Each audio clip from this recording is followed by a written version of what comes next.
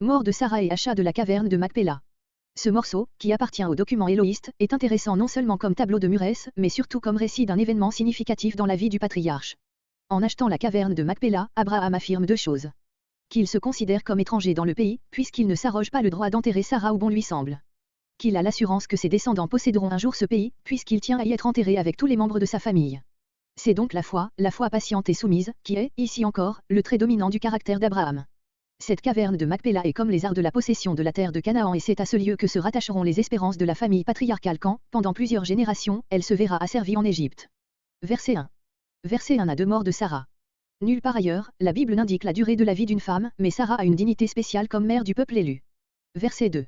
Kirjat Arba, ville d'Arba. Arba était un héros cananéen, père d'Anak, Josué 14.15. Hébron. Voir Genèse 13.18, note. Dans le pays de Canaan. Ces mots ont une importance particulière, c'est dans le pays de la promesse que Sarah sera enterrée. Abraham avait donc quitté Beer-Séba pour revenir à Hébron.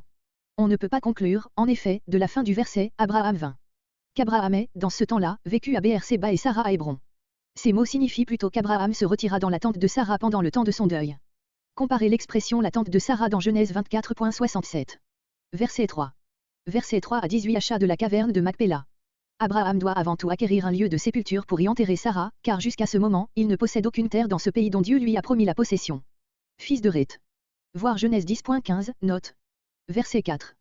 Lieu de sépulture. Chaque famille avait dans sa propriété une caverne naturelle ou artificielle où elle déposait ses morts. Verset 6. Cette offre des Étiens montre en quelle haute estime ils tiennent Abraham, car il était de règle de ne pas recevoir d'étrangers dans les tombeaux de famille. Un prince de Dieu, un chef que la bénédiction de Dieu accompagne. Comparez Genèse 21.22. Verset 8. Verset 8 à 9. Abraham a déjà fait son choix, mais il veut que la caverne à laquelle il a pensé soit sa propriété particulière, bien et dûment acquise. Il ne veut rien devoir aux habitants du pays. Verset 10. Verset 10 à 15. Éphron veut se donner l'air de faire un présent à Abraham mais il n'en insinue pas moins le prix fort élevé qu'il veut de son champ. Les mêmes formes de politesse sont encore aujourd'hui en usage dans ces mêmes contrées quand il s'agit de traiter une affaire. Ceux qui entraient par la porte de sa ville, ceux qui avaient le droit de prendre part aux assemblées publiques, ils doivent être témoins du marché qui va être conclu, car dans ce temps on ne passait pas encore des actes par écrit. Verset 15. Entre moi et toi, qu'est-ce que cela? Une bagatelle entre des gens riches comme nous. 400 cycles, environ 6 kg d'argent. Comparez Genèse 20.16. Verset 16. Pace. On ne se servait pas encore d'argent monnayé, mais seulement de morceaux de métal d'un certain poids qu'ont été convenus d'employer dans le commerce, ayant cours chez le marchand. Verset 17. Macpéla, vis-à-vis de Mamré, c'est-à-dire à l'orient de Mamré, qui faisait partie d'Hébron, d'après le verset 19.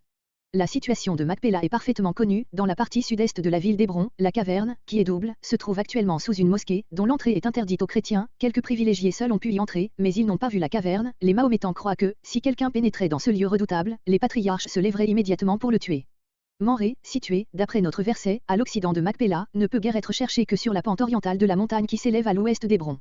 La tradition qui place cette localité au nord d'Hébron est donc erronée.